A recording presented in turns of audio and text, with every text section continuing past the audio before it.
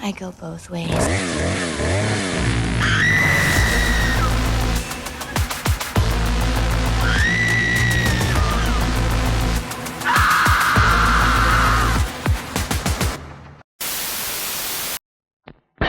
What happened was true.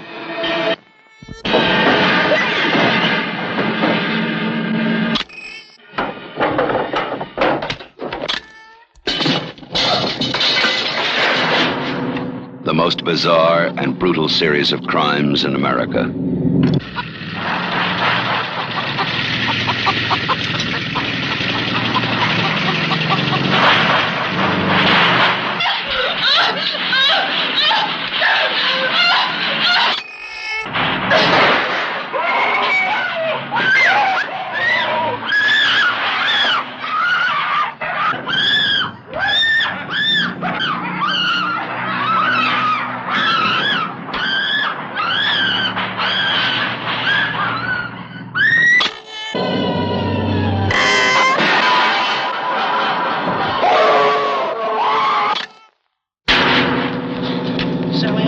Stop!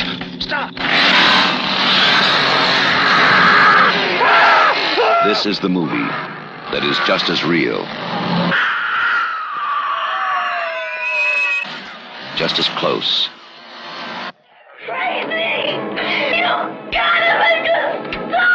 just as terrifying as being there. Even if one of them survives, what will be left? The Texas Chainsaw Massacre. After you stop screaming, you'll start talking about it.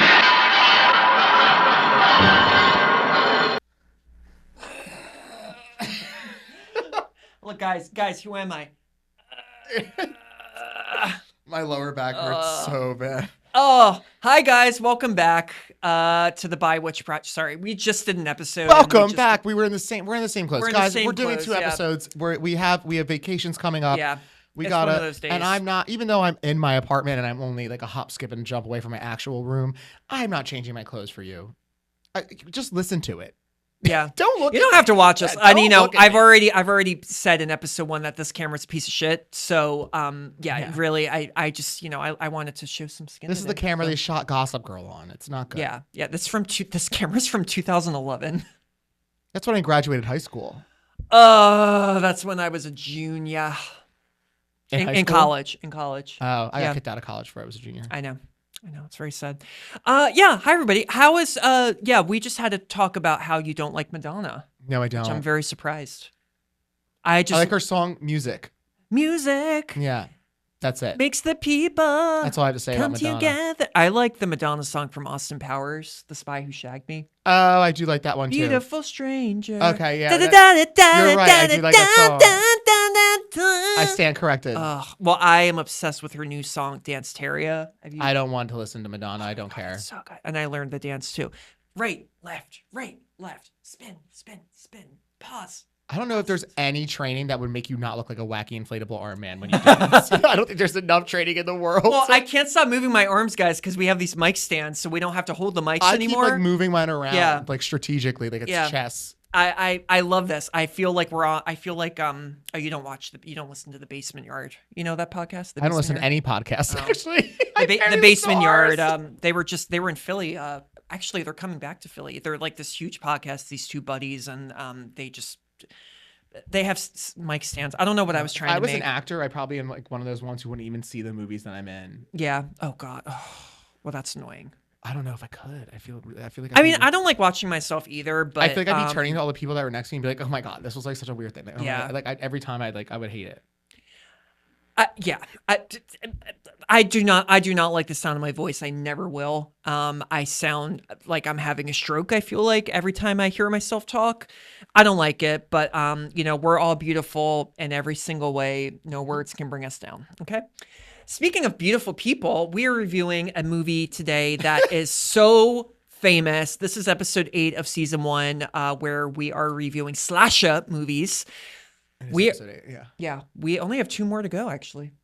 And I can't remember the last one. Shh! Don't say it. We'll say it at the end of the episode. Yeah, guys, we are reviewing the Texas Chainsaw Massacre, the original, 1974.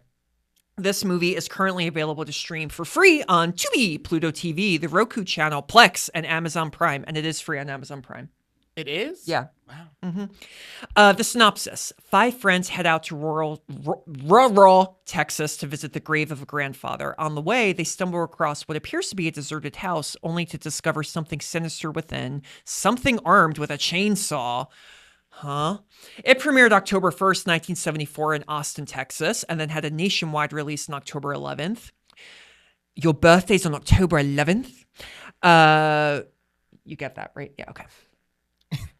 Oh, I love Oreo. Sorry, really quickly, big flaw in that movie. How does Annie know what Oreos are? Oreos aren't in the UK. Are they not in the UK at all? I don't think that they are. Wait, hold on. Are Oreos in the UK? Oreos? Oh, okay. I was wrong. They are available in the UK. Okay, sorry. There's a lot of American food. Like there's No, not a I know, lot, but Oreos, like the brand Oreos, I'm like, okay, sorry, Annie. The movie was made for Texas Chainsaw was made for an estimated $140,000 and grossed over $30.9 million at the worldwide box office. It currently has an 85% critic score on Rotten Tomatoes and an 82% audience score. It was shot in 30 days. Danny Boom, when did you first remember seeing this, and what is your rating? I probably saw it during. Shout out AMC is going to get a lot of publicity if I ever I know, get famous. I know. I have every horror movie.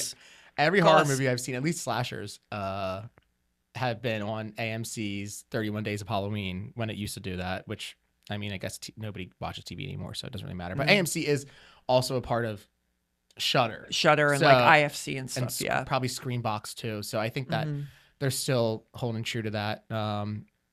It was probably the first time I saw it when I was a kid. It was like a Chainsaw Man, so it was like, scary. It was a Chainsaw Man. Yeah. Scary. That's the first time I saw it. Rewatched it recently for the podcast. And I give this movie a whopping 1 out of 5 stars. Danny. I am just appalled. Really? At the audience and critics I am scores. shooketh. I don't know the audience critic scores. Again, I do not pull these statistics. He does. I'm just so... It was taxing to watch that film. It's not as bad as Friday the 13th. I am shooketh. Which I think I gave 0.5 stars. I am sure. I think you did, yeah. But yeah, this was just not good. Doesn't hold water. I freaking love this movie. This is gonna be a fun episode. I love Texas Chainsaw. I give this movie like a 4 out of 5. This movie. Well, when did I first watch it? I first watched it when I was in middle school. I remember my parents let me rent it at Hollywood Video. They didn't want me to. Boo, Blockbuster, boo, Hollywood Video. I know, boo. sorry. It may have been Blockbuster Video. I forget. There was a Hollywood Video closer to where I lived, and now it is in Arby's. No, it's not an Arby's. Freddy's. Yeah. Oh, really? Freddy's A Freddy's? Yeah, it's a Freddy's. Dan loves Freddy's. Yeah. Who's Dan? Just kidding. My partner is also named Dan. Little Dan. I first remember watching it when I was in middle school on VHS. It was over. I was home alone. It was a beautiful day. My neighbors had a trampoline, and for some reason it was in our yard. I don't know why. Probably because I would always go over there without asking them, and they were like very Catholic, and anyway. Catholic people? What does that have to do with it? Well, like they were like strict. Like they were very strict people. So they don't want... I remember the 11th commandment is not to share a trampoline with your neighbor. Thou shalt not share a trampoline with your neighbor. No, I don't know. For some reason, it was in our yard. We carried it over there. I remember when the movie was over, I went to jump on the tramp, and I was so freaked out. Tramp. I always call it the tramp. I was so afraid that Leatherface was just going to come out of the woods and chase me. And I used to like practice speed racing, like sprinting to my house if a guy with a chainsaw was going to chase me. This movie really had an impact on me as a kid. I first remember hearing about it when I was even younger than that. My dad would always, not always, my dad like mentioned at one time, like, yeah, there's a movie called Texas Chainsaw. He hangs a woman on a meat hook. And I was like, can I watch it? He was like, no. And then I had this big movie book. It was like that thick. And there was thing to say to a kid. my dad was, my dad also, like, the first time I asked my dad about sex in movies, he was like, oh, a Fatal Attraction. Yeah, you see Glenn Close's boobies, and but it's a body, and it's beautiful, and that's how my dad talks. But Texas Chainsaw though. Yeah, no, the book. I had a big movie book. It was like that thick, and there was always one page of the picture of the famous picture of the actress with the hook going like that. And I always wanted to see the movie. And this movie, does it hold up? Yes, I think it holds up because. Shut up. Does it hold up? Yes, it does hold. Stop it. It holds up because it doesn't feel like I'm watching a movie. Every time I watch this movie, in my opinion, it feels like I'm actually watching strangers, non-actors, actually killing people, doing all of these horrible, horrible things. I think that the lead performance by that's her character name, Marilyn Burns, I feel it shakes me. It really, really does. Oh because my God, it's egregiously annoying. Her screaming? Oh my gosh. That's what you would do. The hell she's been through? Oh my God. Okay, I love this movie. I love it. You remind me of this guy I went to high school with, Jimmy. He would always call me out and say, I thought I loved this movie, and I was so wrong. Oh my God. I was like, can it end already? And like the movie ends with like 1 minute left. The credits are like really short. Mm-hmm. It's a short movie. I was like, when it was 20 minutes left, I was like, we should be at the credits by now. Like, how are we still at dinner? And I'm like, how is this still going? This movie's not for everybody. I agree. It's a grueling experience. I feel like grueling, like boring. Yeah. Sorry. It sounded like I farted, but it was the table. Ow. Yes. Well, okay. Let's talk about the movie. Who directed it? What's this movie about? Tobe This movie, Hooper. Is it Hooper? Hooper. Texas Chainsaw, though, for those who don't know, this is one of the most iconic horror franchises ever. It's fucked up. I think it is, especially for the time. This is 1974. It's our second 1974 movie. Yeah, it's the same year as Black Christmas. Yeah. The movie was directed by Tobe Hooper. Now, Hooper was a horror director most famous for doing Texas Chainsaw and Poltergeist, another very famous better movie. film. That's 5 out of 5 stars. I'd agree. I'd agree. Yeah. Poltergeist, the original, is 5, and number 2. Yeah. Number 3 is a little bit dicey. Yeah. It's more like Evil Dead-y. What about the remake of Poltergeist? No, I Yeah, don't. it was Absolutely bad. not. Get the fuck out of here. It was in 3D. If you don't have the Magic Munchkin, Poltergeist doesn't work. Yeah. The Magic Munchkin. Yeah. Caroline! That one. Oh! That's what he calls her, the Magic Munchkin. Oh, is The that dad. He is goes, that like a slur? You and the Magic Munchkin here. I love her. In that. Yeah, she's fantastic. She's under restraint. Quickly, who is she more threatened by, you or your husband? She's Neither. awesome. Steve decides the punishment, but Argue about it later. Stephen, make Caroline answer you. wait, sorry, quickest line. Tell her if she doesn't answer you, she's gonna get a spanking. I love her. I love her so much. You can't make that movie without her. Love or that without woman. somebody who's going to be similar to her. But they made it a man who was like from Scotland Oh in yeah, the remake. he sucked in the movie. Okay, anyway, sorry. There's no ghost in Texas Chainsaw. Everyone thinks Steven Spielberg directed Poltergeist, but that's actually false. Spielberg thought of the story and co-wrote the screenplay, but he never directed it. Tobe Hooper directed it. Poltergeist is a classic haunted house movie, which we will absolutely review. Mm-hmm. Hooper was born in Texas and was even on campus when Charles Whitman committed a mass shooting at the University of Texas at Austin on August 1st, 1966. His debut film he directed was the experimental indie Eggshells in 1969. His other films include Eaten Alive, a horror film about a psycho who feeds people to a crocodile. Great movie. And better than Texas Chainsaw Massacre. Oh boy. This is going to be intense. And the Texas Chainsaw Massacre 2 he directed, which was came out in also 86. somehow better than the Texas Chainsaw Massacre. It's ridiculous. Who are you? It's ridiculous. This man surprises me every day. 2 and 3 are better than the original. Wow. The original is so There have been a lot of stupid. sequels. Viggo Mortensen is in the third Viggo sequel. Mortenstein. Renee First of Zellweger all, and and Matthew Matthew McConaughey are in yeah. the fourth one. Yeah. Anyway, so that was the only Texas Chainsaw sequel he directed. Tobe Hooper, the second one. Hooper claims to have gotten the idea for the film. Can't believe that he directed the second one because that is such a it's different a very different tone. movie. Yeah, I cannot wait to rewatch it. I haven't seen it in ages. Oh, it's so good. Hooper claims to have gotten the idea for the film while standing in the hardware section of a crowded store while Christmas shopping. While thinking of a way to get out through the crowd, he spotted chainsaws. Say no more. It was co-written by Hooper. Well, and I want to say something. yes. I'm so sick of people telling me this is based on a true story. It's absolutely not. All the true story stuff was literally just publicity and not publicity. It's not a true story. It's publicity and promotion. And the way that he wanted it to be scarier by doing all that stuff. Like that's what they did. And everybody will tell me, oh no, it's this and this. Oh, it's based on Ed Gein. Oh, it's Ed Gein, yeah. Like, no. Shut the fuck up. Well, he literally was in a hardware section and got the idea. Like, let's move on. This is not a true story. Don't tell me it's a true story. You're thinking more about the remake with Jessica Biel because they really upped that to be this is based on a true story. That movie was incredibly better than the original. I mean, by a fucking, it's not even close. Also, I thought that is the clothesline scene in the remake? Does he run through a thing with no. sheets? No, not. Oh, in the remake, yeah. Yes, sorry. Okay, in the original, no. Waiting for it in this one, and I'm like, it's a little bit dark. Yeah. But then again, she was doing a chase scene for 16 fucking hours, so they could have went to daylight. Should have. Anyways, keep going. Oh, man. We did mention Ed Gein, if you remember our Psycho episode. Okay, there's 3 horror movies. People are always going to say this. Psycho, Texas Chainsaw, and Silence of the Lambs are all based on or inspired by the life of Ed Gein.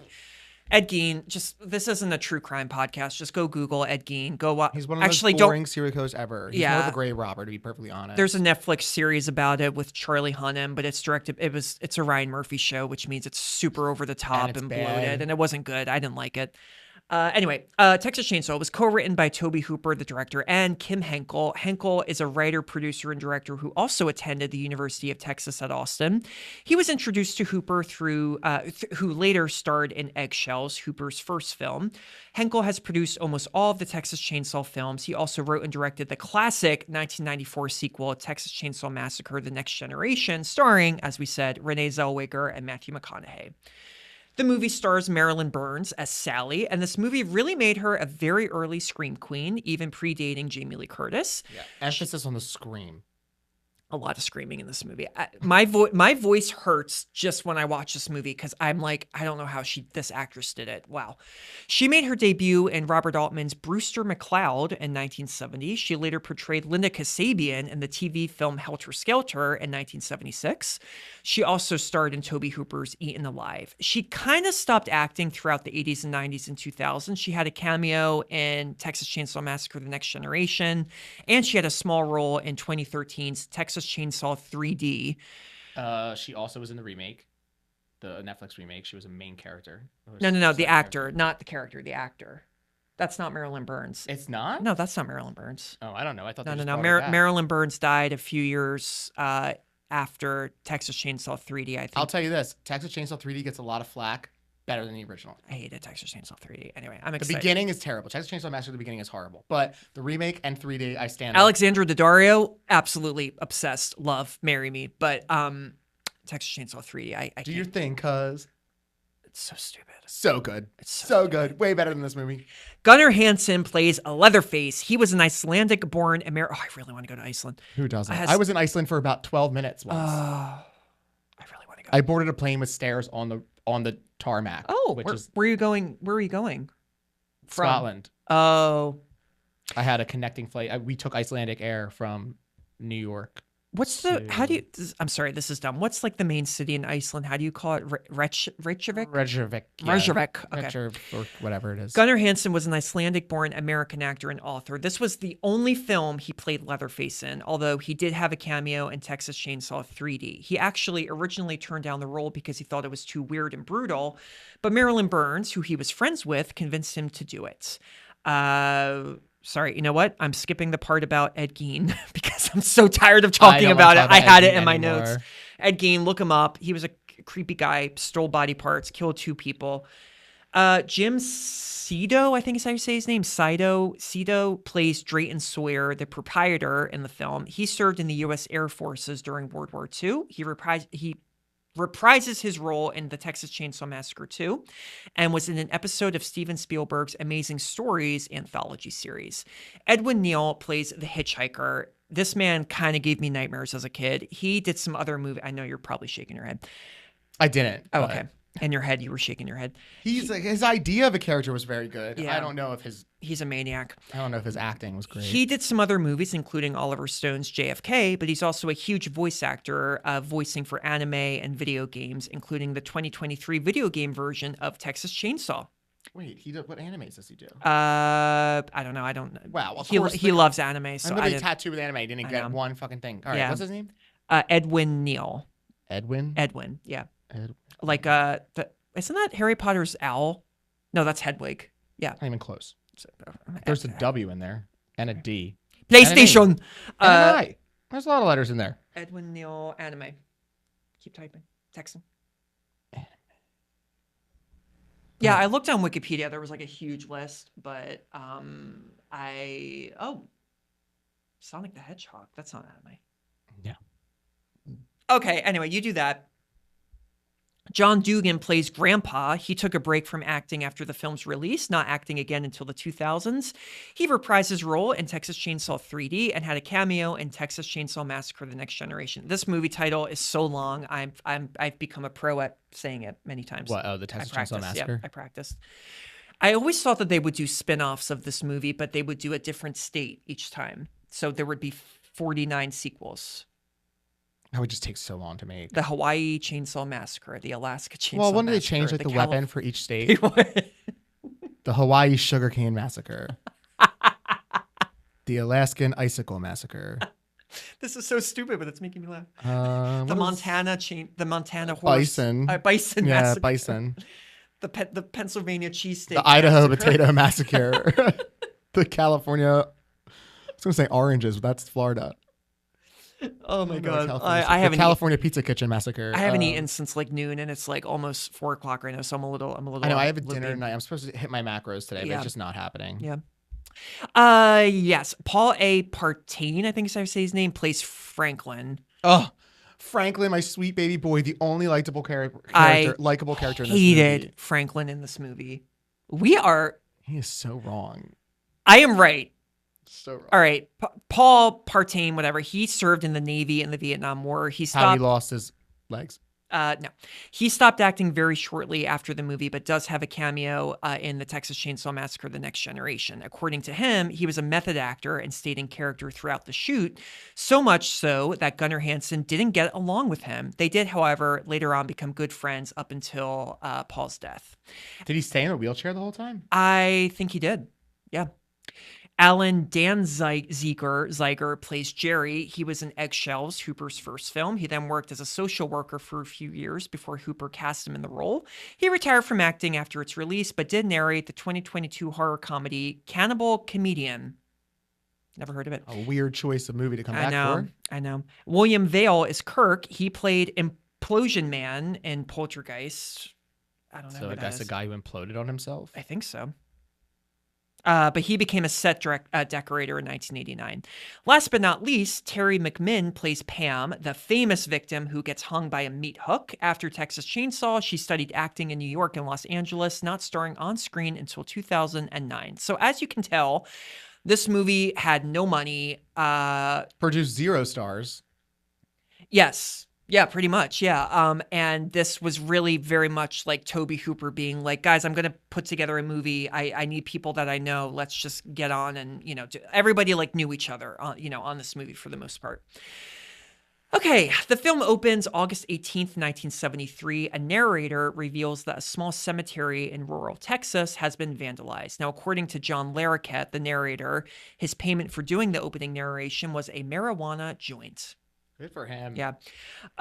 Several grave sites have been desecrated, the bodies dug up and arranged into bizarre sculptures. It's a very surreal opening sequence. We get like decomposing half body. We get like a very extreme close-up of a skeleton's face, and it zooms back, and then you hear that famous photo camera getting taken.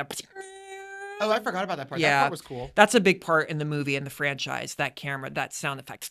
That part was really cool. Yeah, I'll give them that. Yeah, and we get a lot of just very surreal imagery, and it's nasty. It's very nasty. We then meet our characters traveling in a van. There's Sally Hardesty, the heroine and screamer of the movie. There's her invalid wheelchair-bound brother, Franklin. The word invalid is crazy. Invalid, I know. One of the most annoying characters in the history of international cinema. Yeah, you should. It's the exact opposite. His sister Sally is the I'm gonna annoying kill you. character. I hate Franklin in this movie. There's So also stupid. Sally's boyfriend Jerry, her best friend Pam, and Pam's boyfriend Kirk. They pull off to the side of a road so that Franklin can piss. Anyway, a car They start this movie with piss. push. No, they start Well, yeah, by pushing a car- a wheelchair person down a hill. A car goes by, and the velocity of the car causes Franklin to roll down the hill. And I Franklin. laughed, which is wrong, but Franklin I can't stand, so it's okay here. He's the sweetest boy. The only one with some sense in this entire film. I hate nothing against the actor, just the character. I can't. I have to like mute his voice every time he's on screen. Anyway, Sally and Franklin, they're concerned that their grandfather's grave may have been vandalized, so they travel to the site. They discover that the grave is intact, so then they decide to visit the old family homestead, which is now abandoned. There's also just another weird, creepy shot of a guy at the gravesite lying down upside down, saying like gibberish. You remember that shot? Yeah, when he's drunk on He's the tire. like, Yeah, he's drunk on the tire. Yeah, creepy shot. Along the way to the house, they pass a slaughterhouse, and Franklin describes how cattle used to be killed with a sledgehammer, a method replaced with an air-powered captive bolt gun. If you've seen No Country for Old Men, you may be familiar with this. Yeah. Shortly, Also, Franklin is so real because he's complaining about how hot it is in the car. Yeah. And to be Oh, perfectly honest, if I didn't have air conditioning and I was in Texas in that fucking heat, I would be doing the exact the same thing. heat. I was This like, is a good summer movie. Actually. I was like, Franklin is so Yeah. real for this. Like, he was so real. Like, I was like, yeah, 100% Franklin. I was like, yeah. I feel the heat when I watch this movie. everybody's I wet and sweat. sweaty. Yeah. It's Oh my gross. god, to be in that van. Oh my god. Ugh. Shortly afterward, they pick up a skinny, strange-looking hitchhiker who Was that a birthmark on his face? Or was that on Franklin's face or on no, the on hitchhiker? Oh, good question. Is that a birthmark or did they just do that as like a thing? I was wondering that when I was watching. I didn't look it up. Must have been because he has it at the end, like hours later. Large birthmark on the side of his face. I don't know. I'll look it up later. I don't think it's a real birthmark. Hey, this is a good time to send your email. Ask us about it. bywitchproject@gmail.com. Yeah. I got really excited all of a sudden. I don't know why. Yes. Okay. The hitchhiker. This guy's really, really bizarre and weird and creepy. After inviting the group back to his house for dinner, an invitation they all declined, the hitchhiker takes a photo of Franklin with a Polaroid camera and demands a $2 payment for it. When Franklin refuses, the man angrily crumples the photo, sets it on fire, and cuts his own hand with Franklin's pocket knife. Just this part, too, is like, he puts his hand out like this and just cuts it. And then it cuts to Franklin's face, and Franklin is literally just like, do you think Franklin overacts? No. Okay. First of all, it's crazy to accuse Franklin of overacting when this hitchhiker is completely overacting. There's no subtlety in his character. I like the idea of his character. I don't think it was played well. And I think it's the first time that anybody ever did something like that. So good job attempting it, but I didn't like it. And I thought it was over the top and stupid and silly. And It is over the top. I want to say admit, this, yeah. and I'm going to bring it up.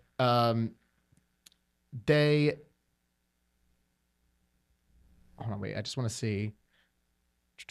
I just want to read my notes real quick to make sure I don't go anything. They love using this fucking knife in this movie. The knife is the main character, actually. I think that they reference the knife more than any other person total in this movie. Actually, I didn't notice that. It's all over the goddamn place. They love using this knife, and then like about like 20 more like bullet points out. The knife is the main character of this film, right here. I didn't notice that actually. Yeah, they literally like it's. You mean like they talk about the knife a lot? Like they have it. Like it's very like they pay attention to it a lot. He's like the guy's like, oh, you keep like jabbing the van, and Franklin's like, yeah, it's something I've been doing, and he's like, oh. Thanks for jabbing my van. And like the guy took the knife, then they got it back, and then he gave the knife to Sally, and then she was the last one to have it, and they keep asking about it. They bring up this fucking knife all the goddamn time. Don't know why. You think it'd be an important part, but it's not.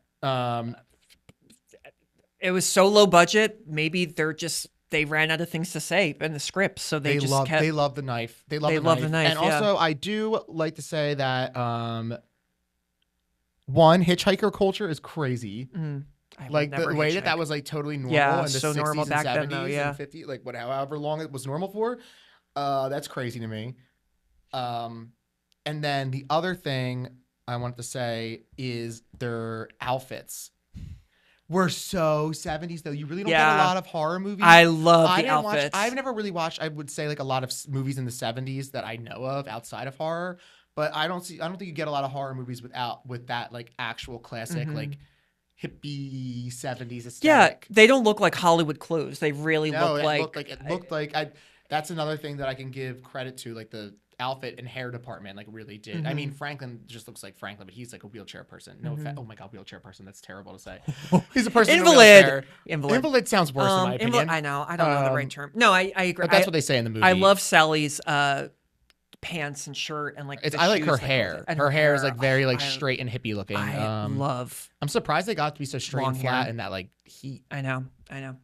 Anyway, this I do agree with what you say. The hitchhiker, there's no character there at all. It's just a guy acting. The idea of like having like a creepy person in the car. Like I would say that Sherry Moon Zombie did an extremely better job. Cherry Moon? Sherry? Oh, I thought you said Cherry. No, Sherry Moon Zombie did an extremely better job at being a crazy hitchhiker in House of a Thousand Corpses than this guy did.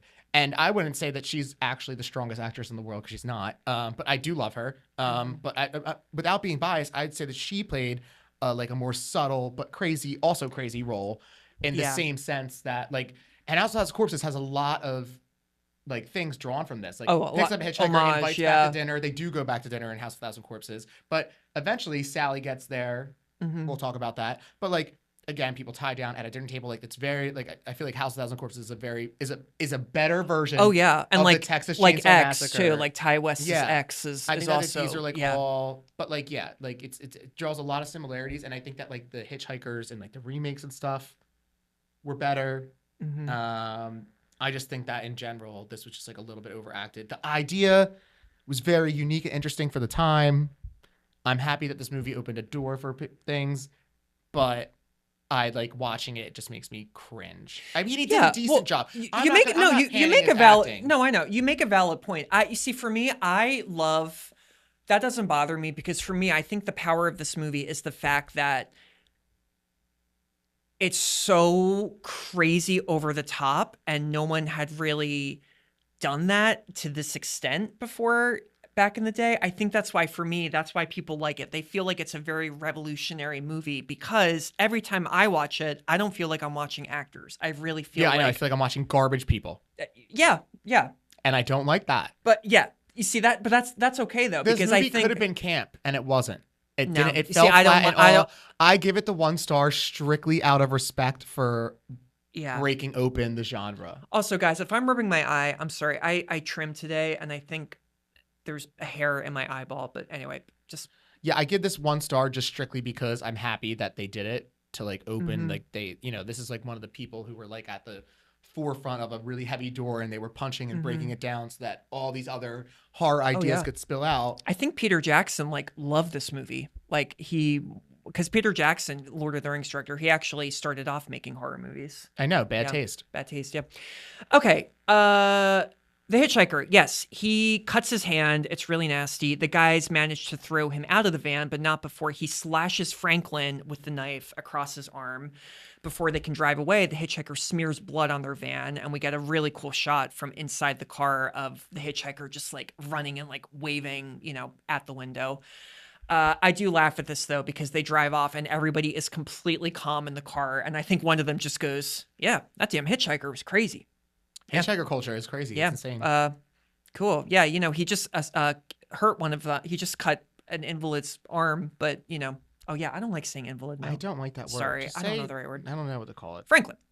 Running low on fuel, they stop at a rural Gulf filling station only to have the strange-looking old man who runs it tell them that the tanks are empty and that he's waiting for a tanker to show up.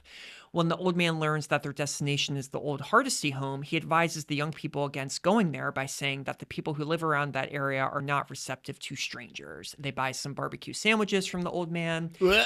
Barbecue sandwich. Oh, that sounds good. And depart. Do you like barbecue? Not their barbecue sandwiches. Oh, I'll eat any. I love barbecue. I will. They're human meat. Oh yeah, You true. fucking idiot! What? I forgot about that. Sorry. And they depart for the family home, arriving a short while later. While Sally and Pam go off to look through the abandoned house, Franklin finds it hard to get around the old place due to his wheelchair, and he's frustrated by the fun that the two couples seem to be having. It's here we get the ridiculous moment of Franklin going, "Come on, Franklin, it's going to be a fun trip." And then he gives the raspberry. And do you remember that scene? I love that scene. It's so ridiculous. It's so good. And also, He goes nuts. Poor Franklin, Oh. and somebody else later on we'll talk about, but poor Franklin, because ADA was not a thing back then. So everywhere they went, Franklin could not do anything because there was nowhere for a person in a wheelchair to use like a ramp or anything like that. And like there was no ramps, there was nothing. Everybody's like upstairs or like in a fucking gully or something. I do feel bad for him there. Yeah. And also Franklin's like pretty heavy set, so it's like, how did they get him out of the van? Did he crawl out of the van? What, you know what I mean? So it's just a scene that goes on very long. I thought it would be a quick like, it was and then, maybe a minute and 30 seconds. Yeah. Maximum. it's a lot. Yeah. You think that was a long scene? I'll get to the long scenes. I'd rather listen to the screaming than Franklin oh my God. doing that, making fart noises. Okay, Franklin gives Pam and Kirk directions to an old swimming hole that used to be nearby, but they find it completely dried up. Kirk hears the sound of a gas generator nearby and walks off to find out where it is and possibly barter for some gasoline. Following the sound, they discover a large farmhouse surrounded by numerous abandoned vehicles, partially hidden by a large tarp. Now, since the film's release, the location used as the house has changed completely. It's now an open field with no indication that there had ever been a house there. The house itself has been relocated and fully restored, however. It's now operated as Hooper's, formerly known as Junction House Restaurant and Grand Central Cafe, on the grounds of the Antlers Hotel Complex in Kingsland, Texas. So, yes, hold on, sorry. Sorry, Typing. my God, everyone's texting me. My parents are texting me right now. Yeah, so you can go there. Kirk finds a human tooth on the front porch and frightens Pam with it. He gets no answer to a knock on the door, and he's lured inside by strange animal sounds. It's like he's not lured inside. He breaks into this person's house. He does, and then he trips. He like runs in, and then he trips, and then when he trips like at the front of this door, we see this huge heavyset man in a weird mask pop out and kills him by smacking his head with a sledgehammer. The sound of it is a meat cleaver. It's a meat cleaver? Not cleaver. A meat pounder. A tenderizer. Oh. It's like the thing that you hit meat with. Yeah. Like I know. I have one. The little like small pyramids on the one side and then it's flat on the other. Oh, I thought it was a sledgehammer. No. No, it's a hand. It's one arm. You use one arm. Yeah. The man, so Kirk is on the ground and he starts twitching. So I just want to say, I'm pointing this out for a point. One person has broken into this person's house. Mm-hmm. Yeah, Keep going. Yeah, I know. Keep going I know. This is really fun. This is exciting. Keep going with it. Yes. So this person is Leatherface. His mask is made out of a human face. He drags Kirk back into another room and slides the door. And when he slides the door, we get that was a good slide. We get that like the sound effect is just so like I can't even do it. It was a good slide. Good slide. Pam becomes restless when Kirk does not return, and she goes into the house to look for him. As she's walking, we get a low-angle shot of her bare skin and short shorts and ass. Gunnar Hansen also only had one shirt to wear as Leatherface. The shirt had been dyed, so it could not be washed. He had to wear it for 4 straight weeks of filming in the hot and humid Texas summer. Ew. By the end of the shoot, no one wanted to stand near Hansen or sit next to him during breaks to eat lunch because his clothing smelled so badly. That's nasty. Ew.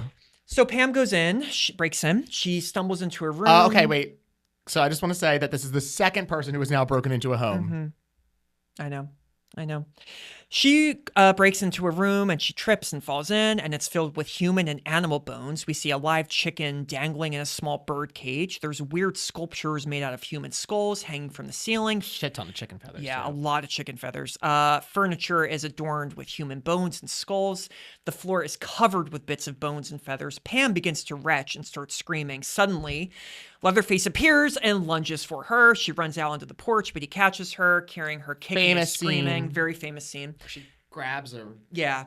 Yeah. She brings her back into the room where he dragged Kirk, and he hangs her on a meat hook through her back. Hurts my balls watching that. I know. Ow. Now I want to say this. The kills are too quick in this movie. They are actually. Here's They're the all thing. too quick. Everyone is like, oh my God, Texas Chainsaw is so violent. It's really not. It's actually really not that violent. It's really not. The kills, you really don't see a lot. We'll get to other kills in the movie, but for this, yes, she's hanging on a meat hook, but you don't actually see the hook go in the back. Yeah, and the remakes, there's the meat hook Sorry. The remakes and all the sequels, yeah, they pump up the blood, but this one though actually isn't. Bloody, I mean. While she hangs there, Leatherface begins dismembering Kirk's body with a chainsaw. Now, the actress, Terry McMinn, was actually held up by a nylon cord that went between her legs, which were padded with maxi pads. Despite the padding, it was still quite painful. Back at the Hardesty house, Sally and the others start to wonder why Pam and Kirk have not returned. As the sun begins to set, Jerry sets out in the general direction and also comes upon They also bring up the knife again. Yeah. I did not know that. Yeah, I'm you gotta. and I've seen this so many times. Yeah, go rewatch it. They talk about Franklin's fucking knife so many times, and it's Knife. just like you'd think that it was like it would be like the device that was like the last kill to get them away. Like you'd think that there was some sort of importance. They look at it with the camera, and there's absolutely no importance to this knife. That's interesting. I really feel like they just ran out of ideas in like the dialogue, so they just very happy that he was able to make this movie. Yeah, very bad movie. Jerry is alerted by the blanket that Kirk left hanging on the front porch, so he breaks into the house. Okay, I would like to say this is the third person now who has broken into somebody else's home. Oh, man. Well, they don't think they do say, hello, is anyone there? It doesn't matter. You knock. They did knock. It is a felony. Yeah. I'm about to go to anybody's house, open the door and say, hello, is anyone there? If nobody answers, is now legally cool for me to just pop up on in there? No. If somebody came into my house, I would fucking kill them too. They're just like, oh, hi, sorry I walked in here. Like I would be like, no, you're definitely a killer. Nobody just goes into a house and just goes, oh, I'm looking for eggs. It just occurred to me that I gave you the code to my apartment. You know, I don't remember it. Okay, good. Phew. No clue. But I'm just saying, like, and then every single kill so far, 1, 2, and 3. Well, Jerry hasn't died yet. Wait, hold on. Oh, shit. Jerry walks into the kitchen. He discovers Pam is locked inside a large freezer. He opens it. She's alive, but she's convulsing and near death. She lunges out of the freezer just as Leatherface appears and kills Jerry with the meat cleaver. Is it still the meat cleaver? Yeah. It's like a... Yeah. He forces Pam's body back into the tenderizer. Yes. Cleaver's a knife. Leave It to Beaver, Cleaver. Mm-hmm. I loved Leave It to Beaver, the movie. Anyway, he forces Pam's body back into the freezer and locks it again. Leatherface is clearly distraught, apparently upset because strangers keep breaking into his house. Literally, that's what's happening. Okay, so now all the kills in this movie have been break into a house, kill, break into a house, kill, break into a house. Oh, there's a girl in the freezer, kill. All of them take, I would say, a total of 1 minute and 30 seconds for all 3 kills. Jerry's death is also very boring. They could have done more. All he just gets hit boring. once. I guess the meat hook was like scary for the time, but it is just not enough. And now I'm saying this now so that when I get to it, it makes sense. The ratios in this film are way off. That's another problem I have with it. So we're talking about 1.5 minutes here of kills. We have 1.5 minutes of Franklin doing raspberries. And then I'll get to the other things. I just want so you guys can keep a timer on each of these things that I'm talking about so that I could tell you why this movie is completely ineffective and stupid. Also, I love when Jerry dies because if you listen closely, he screams like a woman and it's kind of and I think it's the screams added because all those older movies, like when they're like shutting the door or something, it's and like you don't see their mouth. There's a voice, there's a sound effect. It's like the with scream, the Wilhelm scream. I think is what it's called. Yeah. It's now nighttime. Sally and Franklin are forced to go after Jerry when he doesn't return. Jerry took the keys to the van with him when he left. Franklin refused. What? Finish your paragraph. Franklin refuses to wait at the van and insists that Sally push his wheelchair through the woods. Franklin starts honking the horn. They get into a big fight. This scene. Okay.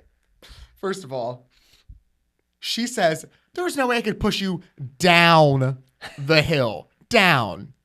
You don't push anybody in a wheelchair down a hill. The wheels just go by themselves. She says down the hill. All right. I understand that she has to like the brakes. hold on. She doesn't mean down. I think she just meant in. No, she goes. Okay. She said down there. I'm like, listen, they're laughing hysterically because I'm like, this dialogue is bananas. Like, up a What hill. should she have said then? Or Like, she should have said, I can't push you in the wheelchair. Yeah. Something like that. Like, there's so many other phrases. They but, like, also haven't like eaten all day. You say weird shit when I'm just saying. It was so funny to me. But also, you say weird shit when you're. I also put this in here. I was like, I understand they had a low budget, but they really could have done much more with some of the stuff here. And I said, I wish that I was alive when this was, and I was like an adult to like make movies, because you could just get away with anything because everything was an original idea. Yeah. And I have so many original ideas for today's world. Oh yeah, you've said that before. I could have easily have just gotten in there and just be like, hey, give me, a small budget. And I would have made this, I could have made this movie with this budget so much better. I don't know how budgets really work, but I promise you that I could have made this movie better. There's so many easy fixes to make this movie more effective. You should make movies. You should write. I've said that before. I already do write. I Yeah. just don't share it because I don't like to. Oh. But Get a pseudonym. The actors too. Let me just quickly say, Marilyn Burns and Paul A. Partain. Again, sorry if I'm not saying his last name right. They allegedly didn't get along during filming, so a lot of this arguing back and forth wasn't really acting. Good, because it was. Sally is the stupidest person on earth during this situation because she is sitting there honking a horn. No, she's not honking. He's honking. Yes. Yeah. But then she's just screaming their names. Again, this is where the screaming starts and it doesn't fucking end. She's screaming their name. I'm like, this is the most ineffective thing ever. And she goes, I'm going to go look for them. Give me the flashlight. And Franklin is the one who's sensible. And he's like, if they do come back and we're not here, they're going to be like, where the fuck are they? And then it's going to be a constant thing of like Scooby-Doo opening a door, closing a door, running through the hallway. And he's just like, we should just stay put. It doesn't really make sense for us to go, which is true. Also, he's in a wheelchair and everybody's been treating him like absolute trash on this fucking vacation thing that they're doing. And this poor guy's been left behind for everything. And then now she's going to leave him behind by himself in a wheelchair when 3 other friends are missing. Her logic makes no sense. And she's like, I'm not leaving anywhere without Jerry. I was going to say Peter. I'm not leaving anywhere without Jerry. And then Franklin is the one who realizes that they took the keys, which was weird because the headlights were on. You can. Oh, yeah.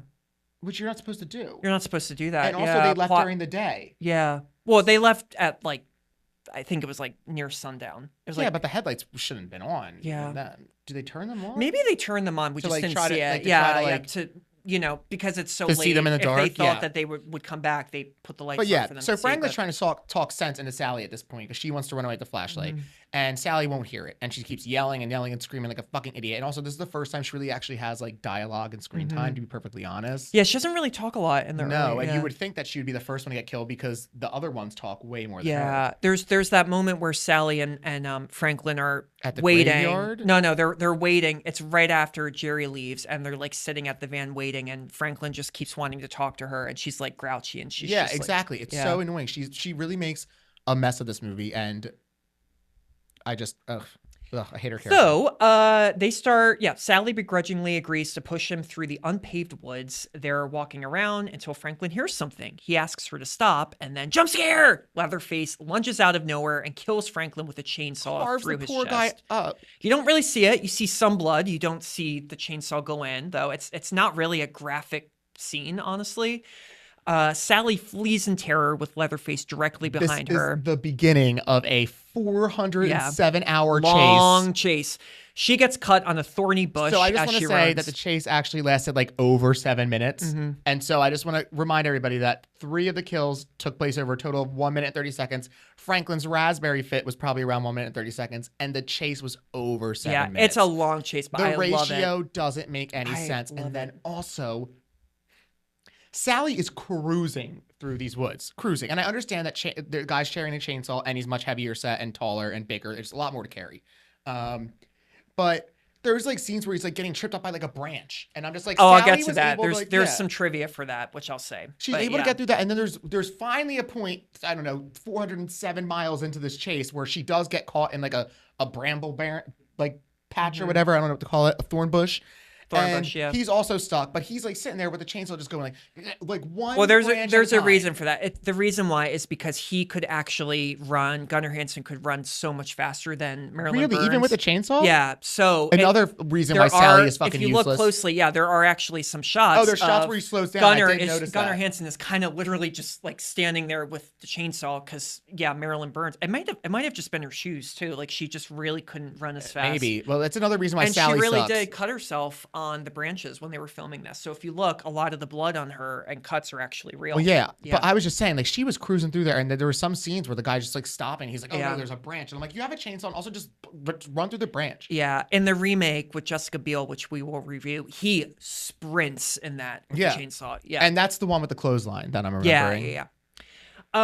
So he chases her. She eventually reaches the house, unaware that this is the house that belongs to... This is the fourth person who's broken into their house now. The fourth. This is a little different, though, because she is... But I'm just saying, it's seriously... This movie could be called a series of people breaking into a home. But, like, it should be that. The Texas breaking and entering. The Texas Chainsaw series of breaking and entering in the same house. Sally runs upstairs as Leatherface saws through the front door to get at her. Okay, this is another thing. I know I have so many notes. I'm so sorry. He's cutting his own front door. Open it.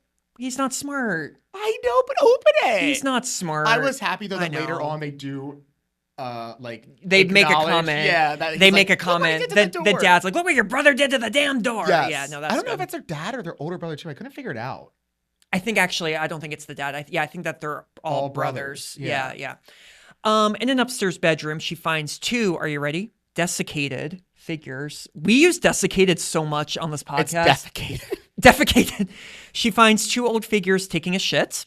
No, they're not. An old man and an old woman. The woman is long dead, but the old man is barely alive.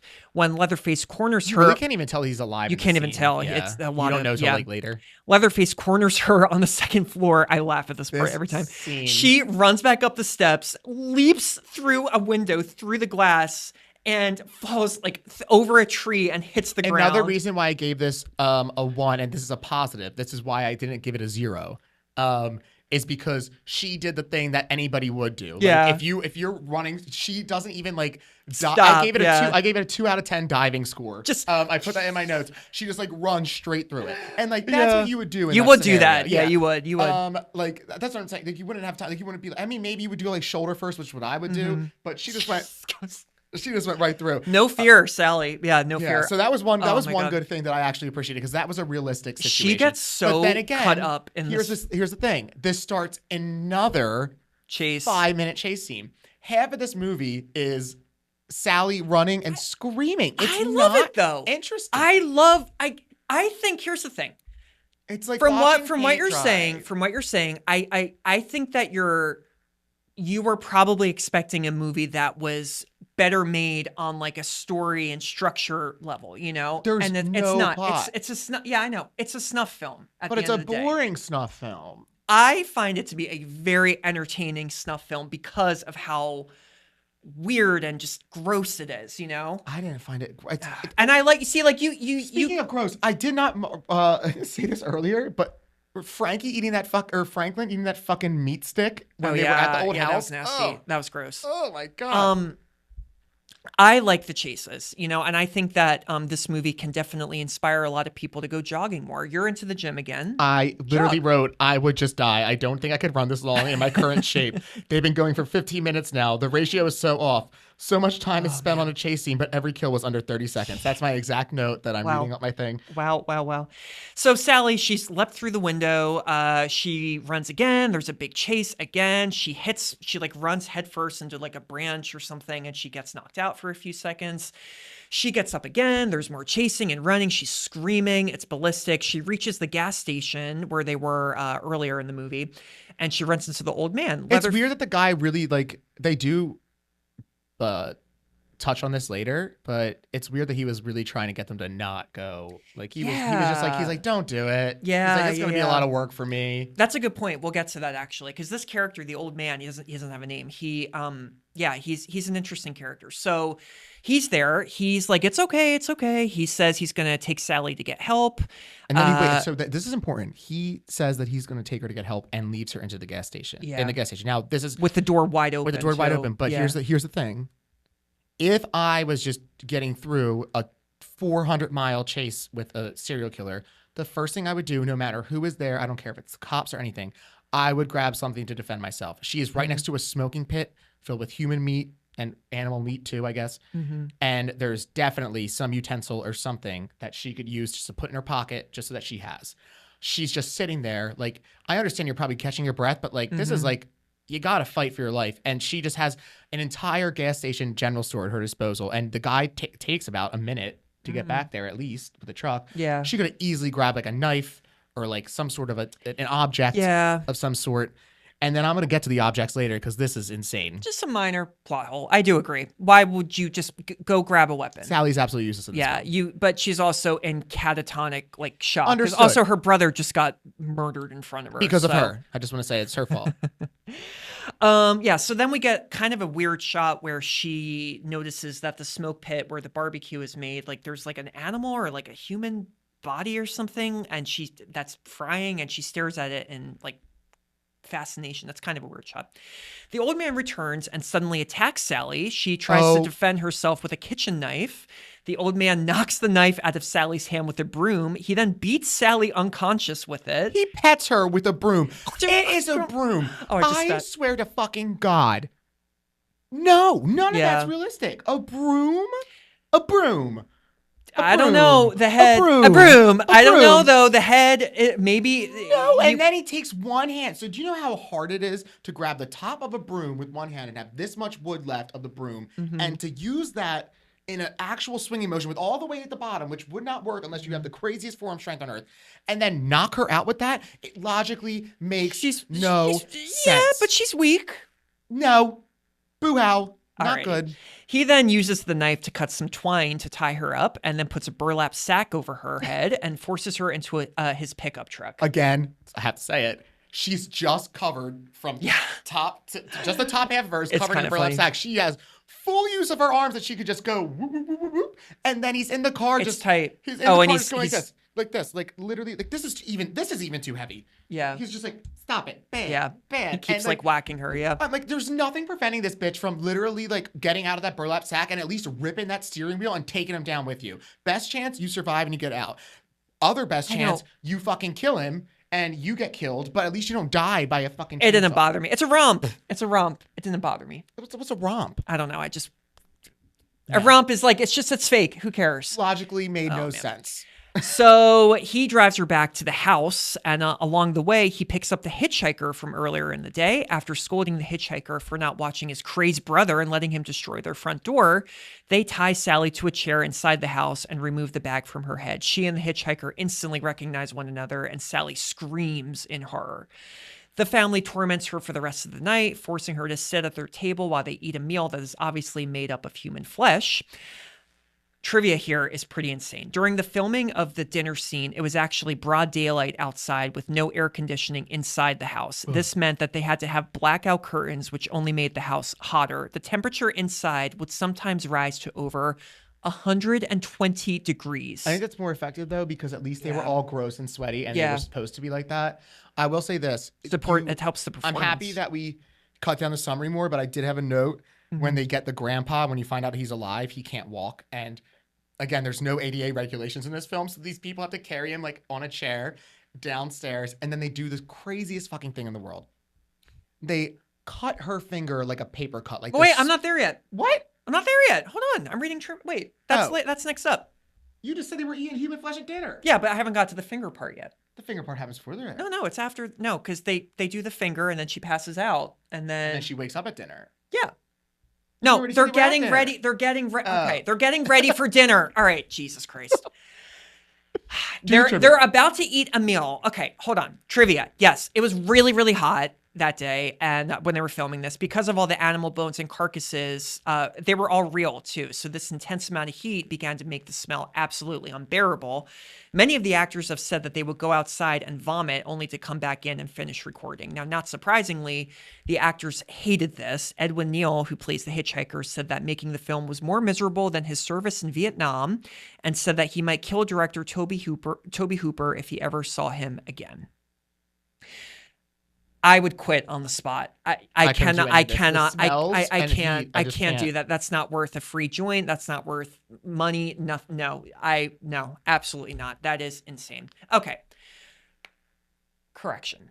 They're not eating dinner yet. They're getting ready for dinner. They have tied her up, and they bring Grandpa, the desiccated old man, from upstairs, and they slice Sally's finger open, sticking it in the old man's mouth while he sucks her blood. So the finger slice is like the smallest cut in the world. The way that Sally reacts to it is fucking insane.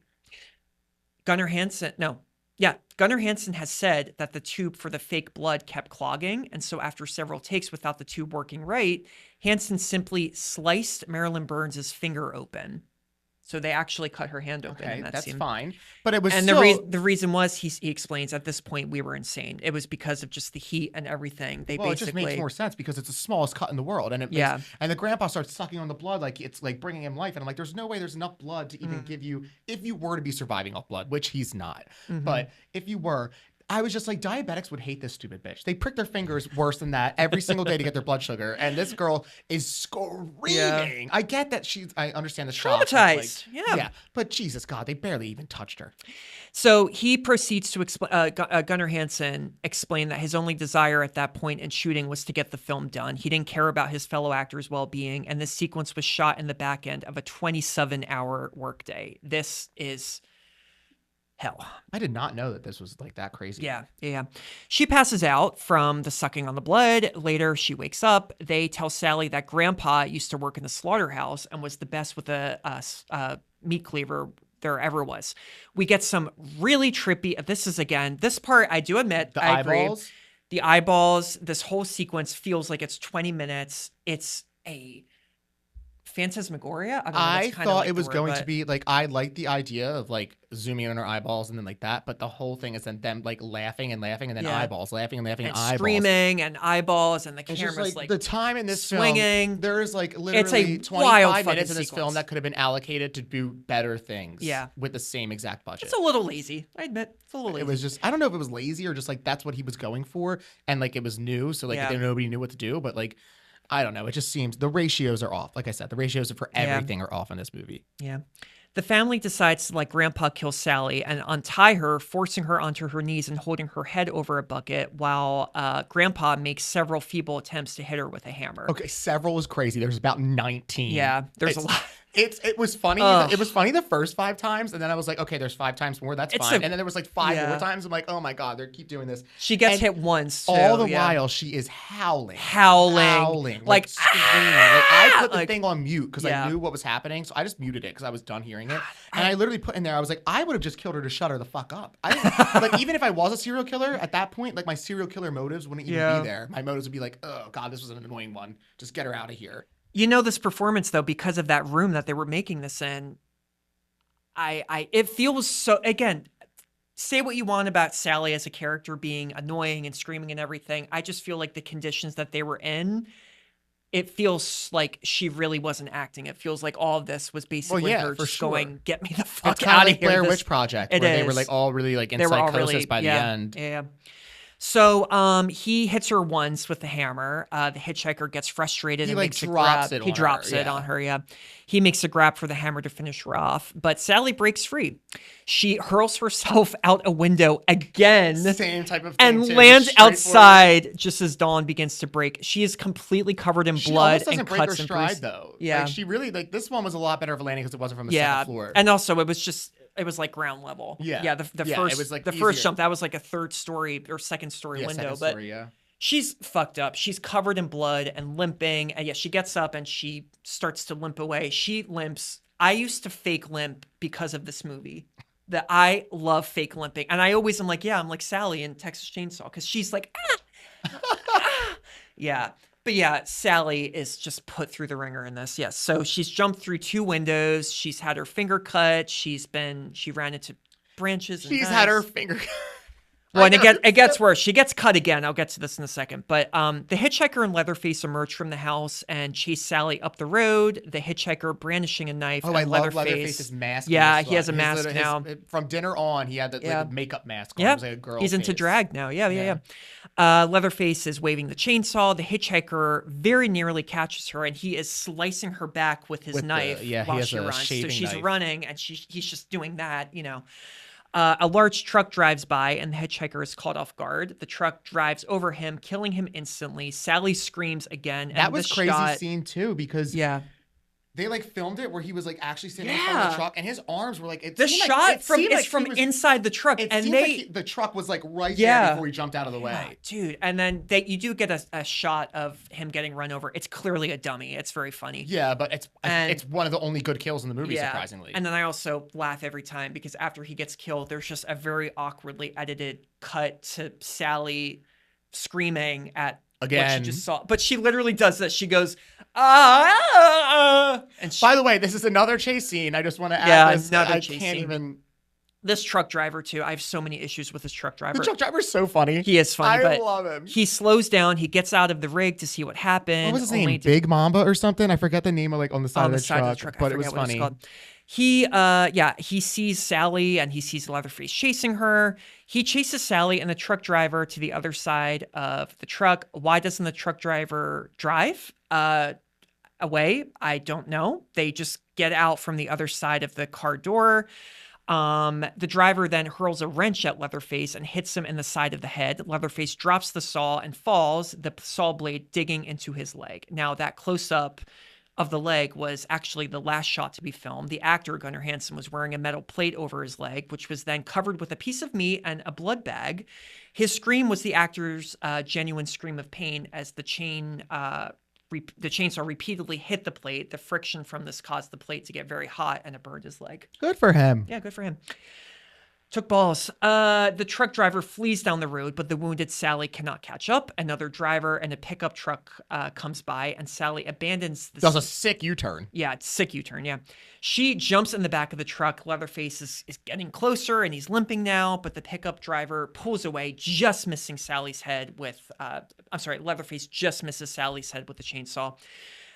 He's chasing her on the truck. Sally is laughing crazily and screaming and kind of like she was probably happy that filming was over too. It was probably genuinely. I know, it's a really effective shot. I like it. So yeah, the driver gets away. She's in the back and she's covered in blood, laughing hysterically at him. And then it ends on a very famous shot of Leatherface dancing, screaming with the chainsaw. Crazy and ending. Then the movie ends. Just abruptly ends. That's it. That is, my friends, the Texas Chainsaw Massacre. It is, yes, it's a divisive movie. Actually, it is. I just hated it. I'm very but actually, I'm just messing with you. It's okay if you dislike I don't movies, care. but I'm also I'm taken aback because I didn't know that you would be so. I didn't either. Yeah, I love this. I like the franchise a lot. Yeah, and I've seen the Texas Chainsaw Massacre 2 a million times. Yeah. I think it's awesome. I think it's so stupid and campy. That's when you have stupid ideas and they work because you make them camp. This was stupid ideas that were just ineffective and could have been easily changed. Like if you were looking at a storyboard of this, you could have easily just allocated more time, more blood, more this, more that. Things that didn't cost money or anything. You could have it wasn't cohesive. It didn't work. I don't like it. I don't want to watch somebody run for 30 minutes. Yeah. You know what? This is a movie. This was made. Remember, this was basically like a college movie. This was made by a group of people who all knew each other with barely any money or anything. They did what they could. So for me, I think this is kind of, whether you like the movie or not, this is kind of a good example of what you can do when you don't have a lot of money. No, exactly. Yeah. But again, now, is it going to work out? No, it's not always going to work out. I agree. I give its flowers where flowers are due, but I just like rewatching it for me. Like I don't ever want to watch that movie again unless I'm showing it to somebody who's never seen it. I can buy myself flowers. I really don't. And knowing Tobe Hooper's other films that are just so much better, it's like frustrating. I mean, Texas Chainsaw Massacre 2 is really bad. Don't get me wrong. Like it's not a good plot line. It makes zero sense. Dennis Hopper's in it. Yeah. Dennis Hopper's in it. It takes place in an amusement park. There's a scene in the sequel, and we will get to it, but there's a scene in the sequel where Leatherface is on top of a car isn't he like on top of a car as someone's driving the car? Is that 2 or 3? I think that's 2 actually.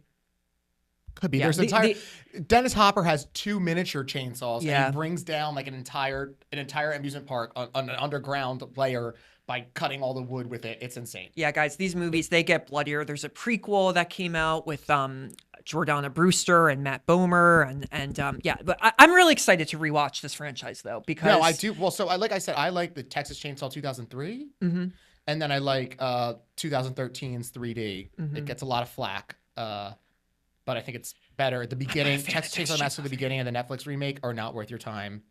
I think that the first three you should watch just because they're the classics, and then you should. I think that the remakes they hold water.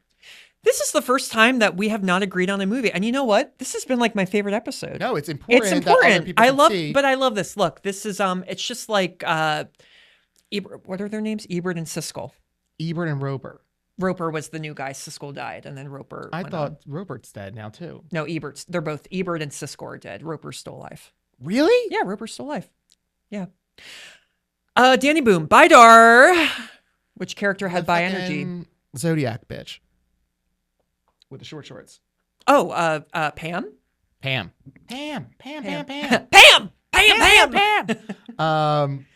Yeah, her.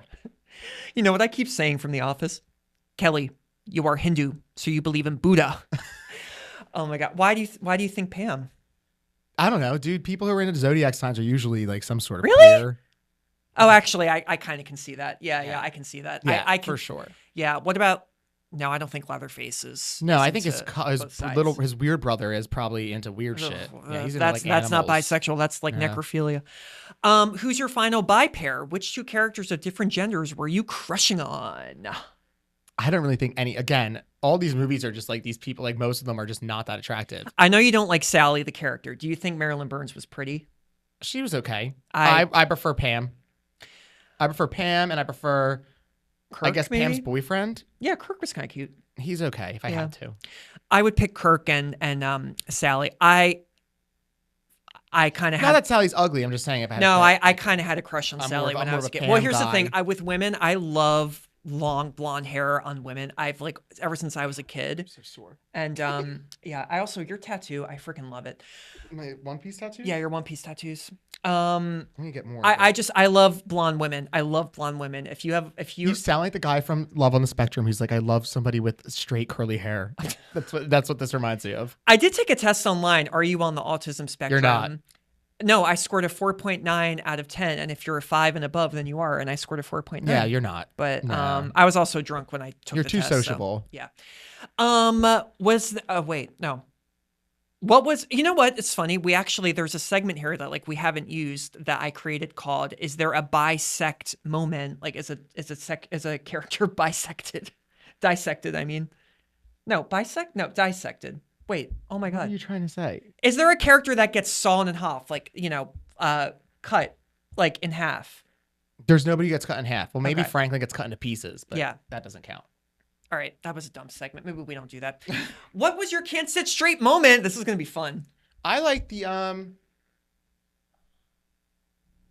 grab, and I think that's like a very infamous scene. Oh, when he grabs Pam? Yeah. Yeah. It's just very uncomfortable. Yeah. I would not want somebody manhandling me like that. Oh, yeah. And she's so small compared to him. Yeah, too. it just that's freaked me nasty. out. For me, it's running in the woods at night because remember when she's. Oh, I do have a feeling like when I was younger, because I had like a cul-de-sac. We had a very big backyard, but it was just grass, and there was like a tree line, and there was an old barn from the 1700s.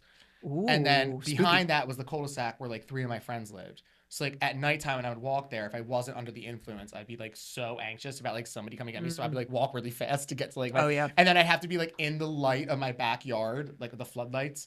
And once I'm there and like I'm surrounded by all the other backyards that are like it's like probably 3/4 of a football field, like the Yeah. exact shape, and every yard was like that. So That's like scary. that way I was able to like look around and I had like a full view of everything. We'd- So once I was in yeah. that spot, I felt comfortable, but like I would always like We had a house like that where I grew up too in Pennsylvania. Yeah, it was like abandoned, and I remember my friends went there one time at night, and then there was a car like in the parking lot, and it followed them like right on their ass for like an hour. Scary.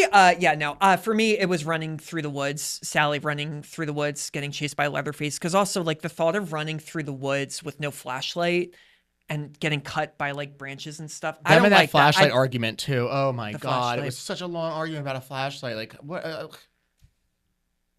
I can't push you down that hill. I can't push you down a hill. Just let him go. He'll Oh my roll. God, Danny, you're so silly. He'll roll. Gravity does it. Oh my God. Well, thank you all for listening. This was a really fun episode. Yeah, Texas Chainsaw. Look, go watch it. Check it out. See what you think. Agree with me. Agree with me.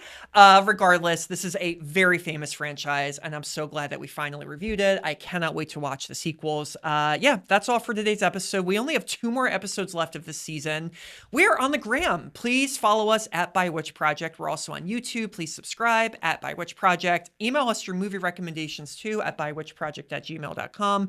If we got something wrong, if we're annoying you, if you just want to comment, whatever, send us an email. Please like and subscribe. Leave a comment, leave a review.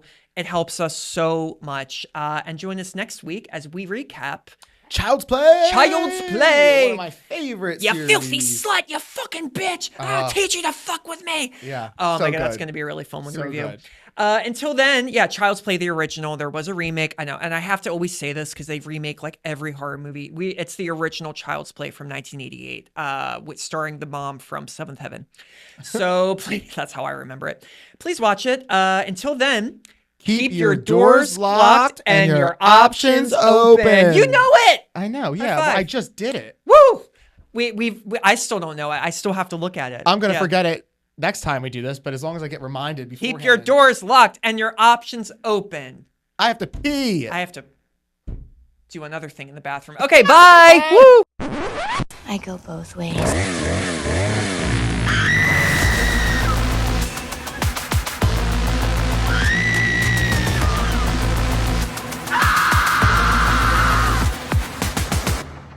And there is nothing wrong with my tits.